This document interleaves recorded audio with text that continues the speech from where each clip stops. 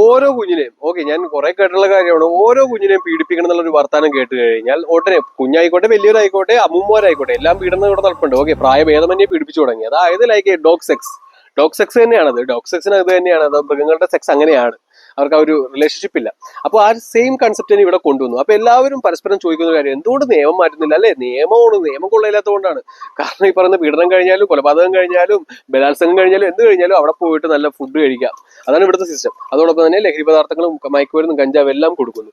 അപ്പോൾ ഇതിന്റെ ഏറ്റവും വലിയ റീസൺ ആണ് ഞാൻ അന്വേഷിച്ച് പോയപ്പോഴാണ് ഈ പറയുന്ന ആ ഒരു വാർ അഗെയിൻസ്റ്റ് ഹ്യൂമാനിറ്റി, മനുഷ്യത്വമില്ലാത്ത രീതിയിൽ, അതായത് അവരെ എങ്ങനെയാണോ വളർന്നു വന്നത്, ഈ പറയുന്ന അപ്പൂമാരാണെങ്കിലും സെക്സിലെ ഒരു ഭയങ്കര അഡിക്റ്റഡ് ആണ്. അതായത് അവരെ ഭയങ്കര അഡിക്റ്റ് എന്ന് വെച്ച് കഴിഞ്ഞാൽ കുഞ്ഞുങ്ങളും പ്രായഭേദമന്യൊന്നും ഇല്ല.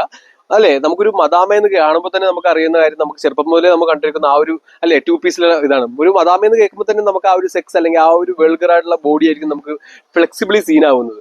അതായത് ആ ഒരു സ്ക്രീൻ വഴിയുള്ള ആ ഒരു അബ്സോർപ്ഷൻ നമ്മുടെ തലച്ചോറിലേക്ക്. അത് തന്നെ ഇപ്പൊ അവർ കൺവേർട്ട് ചെയ്തു. അല്ലെ, നമ്മുടെ പെണ്ണുങ്ങളും എല്ലാം അങ്ങനെ തന്നെയാണ്, ഉടുപ്പൊന്നും നിഷേധമാണ് ഇപ്പൊ. അപ്പൊ ഇവരെല്ലാം അങ്ങനെ കൺവേർട്ട് ചെയ്ത്, അപ്പൊ ഇതെല്ലാം ക്രൂശിക്കപ്പെടുന്നു നമ്മുടെ ആ ഒരു മാതാപിതാക്കളുണ്ട്. അവരെല്ലാം നെഞ്ചുരുകി ജീവിക്കുന്നു. പക്ഷെ ആ റീൽസിന് വേണ്ടി, ആ ലൈക്കിന് വേണ്ടി എല്ലാം പെൺകുട്ടികളുടെ ആൺകുട്ടികളുടെ എല്ലാം ബ്രെയിൻ അവർ ഹാക്ക് ചെയ്തു. ആൺകുട്ടികളെല്ലാം ഗെയിമും ഈ പറയുന്ന വെടിവെപ്പും കൊലപാതകവും ഒക്കെ കിട്ടും. ആ പെണ്ണുങ്ങളെല്ലാം ആ ഒരു എക്സ്പോസ് ചെയ്ത് കഴിഞ്ഞാൽ ലൈക്ക് കിട്ടും, റീച്ച് കിട്ടും, പ്രശസ്തി കിട്ടും എന്നുള്ള രീതിയിലും കൺവേർട്ട് ചെയ്തു. പൈസയും കൊടുക്കും, ഡോളേഴ്സും കൊടുക്കും. അപ്പൊ ഇത് ഏറ്റവും വലിയൊരു പ്രശ്നം തന്നെയാണ്. അതോടൊപ്പം തന്നെ സിനിമ എന്ന് വെച്ച് കഴിഞ്ഞാൽ ഏറ്റവും എക്സാമ്പിൾ ആയിട്ട് ഞാൻ പറയാം, ലൂസിഫർ എടുത്തു കഴിഞ്ഞാൽ അതിലൊരു സീൻ ഉണ്ട് അല്ലെ, സാനി അയ്യപ്പനെ പിടിച്ചിട്ട് ആ ഒരു തുടു എന്ന് പറയുന്ന സീൻ. അതായത് ഒരു ഹൈ ജെന്യൂൻ ആയിട്ടുള്ള ഒരു നല്ലൊരു കലക്കൻ വില്ലനെ കൊണ്ടുവന്നു. ആ ഒരു വില്ലനെ ആ ഒരു പെണ്ണെ സെക്ഷലി അബ്യൂസ് ചെയ്യുന്നുണ്ട്. അത് നോ ഇഷ്യൂ, അതൊരു ഭയങ്കര ഹീറോയിസം ആയിട്ട് കാണിച്ചു. അപ്പൊ ഇത് സബ് കോൺഷ്യസിൽ കയറുന്ന ഒരു സാധാരണ ഒരു മനുഷ്യൻ അയാളുടെ മകളോടും അയാളുടെ അല്ലെങ്കിൽ ഒരു സ്റ്റെപ്പ് മകളോടോ അല്ലെങ്കിൽ ഒരു കസിൻസിനോടോ എല്ലാം അങ്ങനെ പെരുമാറും. കാരണം അതൊരു ഹൈ പ്രൊഫൈലായിട്ടാണ് കാണിച്ചു കൊടുക്കുന്നത് സിനിമ എന്ന് വെച്ചാൽ തന്നെ ഭയങ്കര അബ്സോർപ്ഷൻ ലേറ്റ് തന്നെയാണ്.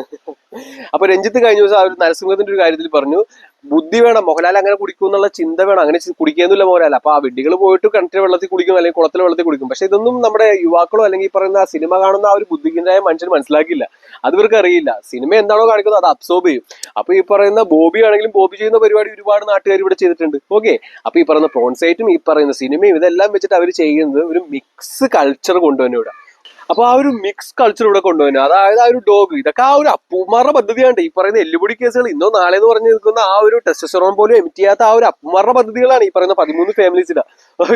അപ്പൊ ഇതെല്ലാം അറിഞ്ഞുകൊണ്ട് തന്നെയാണ് ഇതിപ്പോ സുപ്രീമായിട്ട് നിൽക്കുന്നവരെ ഞാൻ ഈ പിടിച്ചത്. അല്ലാതെ ഈ പറയുന്ന പിണറായി വിജയനും ഈ പറയുന്ന വെള്ളാപ്പള്ളി ഇവരെല്ലാം ആ ഒരു വർഗീയത വിറ്റ് ജീവിക്കുന്ന ആൾക്കാരെ. വർഗീയത എന്ന് വെച്ച് കഴിഞ്ഞാൽ ജാതി വേർപാട്, മതവിദ്വേഷം, മുസ്ലിം ലീഗ്, NSS എന്നൊക്കെ പറഞ്ഞ്. അപ്പൊ ഈ വിഡ്ഢികളെല്ലാം ഞാൻ കട്ട് ചെയ്ത് കളഞ്ഞേക്കണ കേസ്. കാരണം ഇതൊന്നും എന്റെ ഇരകളെ അല്ല, എന്റെ ഇരകൾ ഇതാണ് ഈ ഒരു സുപ്രീം ആൾക്കാർ. അപ്പൊ അവരെല്ലാം ഞാൻ ഇല്ലാതാക്കുന്നതാണ്.